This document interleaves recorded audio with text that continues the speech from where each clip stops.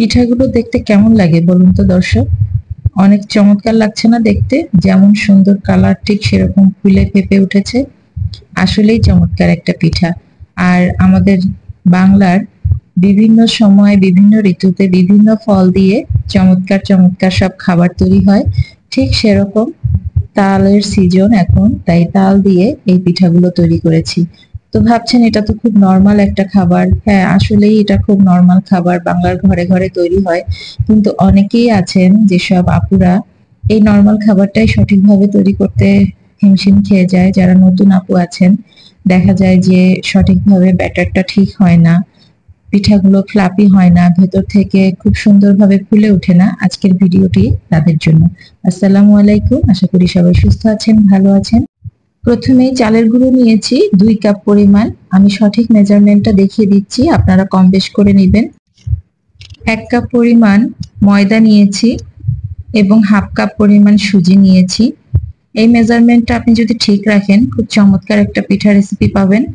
এবং স্বাদ মতো লবণ দিয়ে দিয়েছি। এখন যে পানিটা ব্যবহার করেছি হালকা উষ্ণ গরম পানি।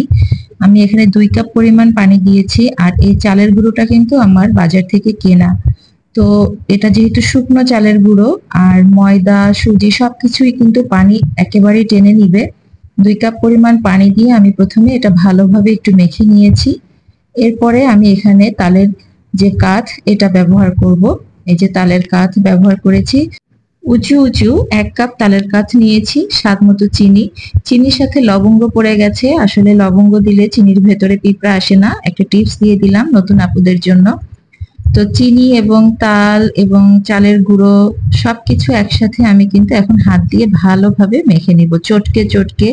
খুব ভালোভাবে এটা এমন ভাবে মাখবেন, মাখতে মাখতে এটা সম্পূর্ণ মসৃণ হয়ে যাবে এবং এই ব্যাটারটা হাত দিয়ে ফেটিয়ে ফেটিয়ে ফ্লাপি করে ফেলবেন। তো এটা কিছুক্ষণ মাখার পরে আমার কাছে মনে হচ্ছিল আবার একটু চিনি দরকার। তো আমি আবার একটু চিনি নিয়েছি এবং হাফ কাপ পরিমাণ গুঁড়ো দুধ দিয়েছি। এই হাফ কাপ গুঁড়ো দুধ দেওয়ার কারণে কিন্তু টেস্টটা আরো বেশি বেটার হয়ে যাবে।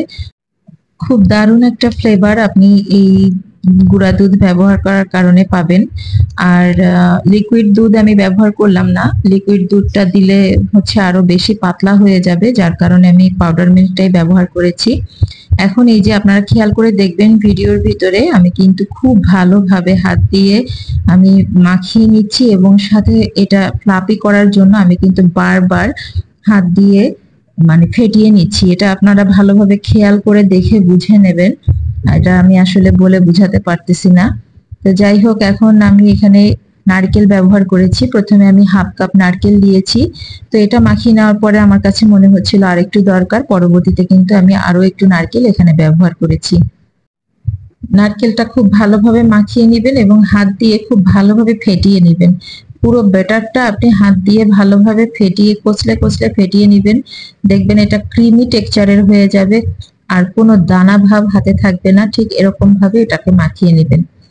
তো এটা মাখানো হয়ে যাওয়ার পরে কিন্তু আমি এটা রেস্টে রেখে দিব। তার আগে আমি এখানে যে বেকিং পাউডার দিয়েছি, এখানে হাফ চামচের থেকে একটু বেশি হবে, 1 চামচ হবে বেকিং পাউডার।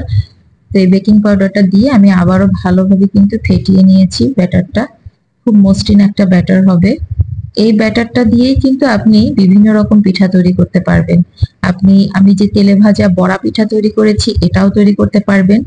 এরপরে আপনি ভাপে তৈরি করতে পারবেন।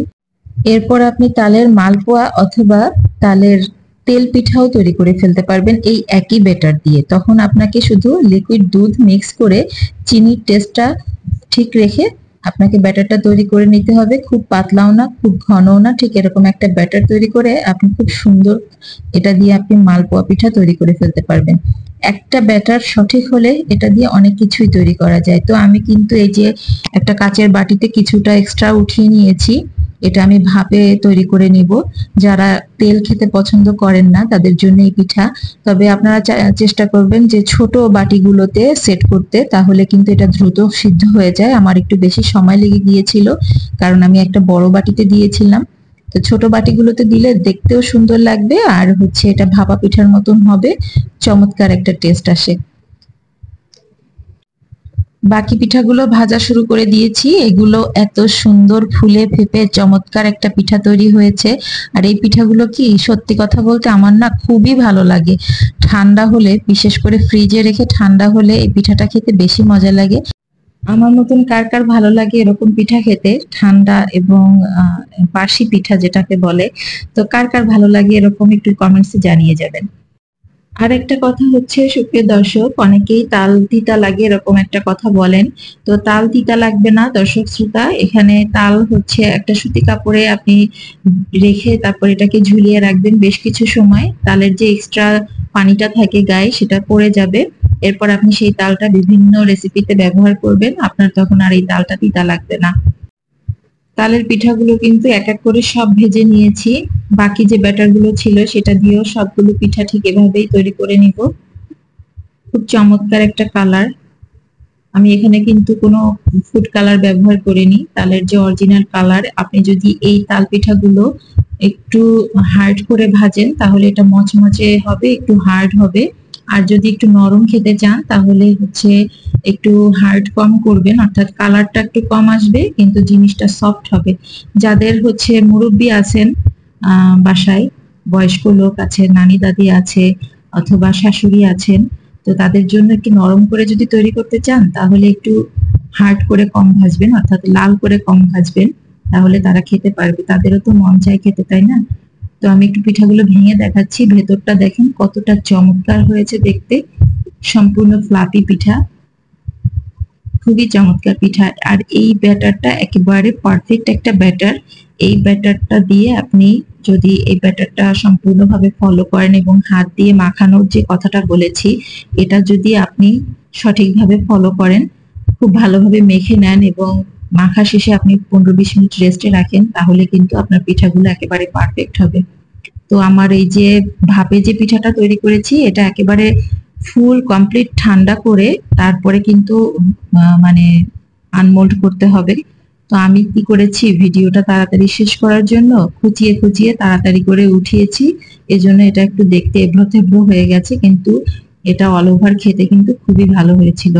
তো আশা করি সবার ভিডিওটি ভালো লেগেছে। আর ভালো লাগলে অবশ্যই আমার চ্যানেলের সঙ্গে থাকবেন। সবাই সুস্থ থাকবেন, ভালো থাকবেন। আর ভিডিও ভালো লাগলে অবশ্যই লাইক কমেন্ট শেয়ার করবেন আর আমাকে সাবস্ক্রাইব করবেন। আল্লাহ হাফেজ।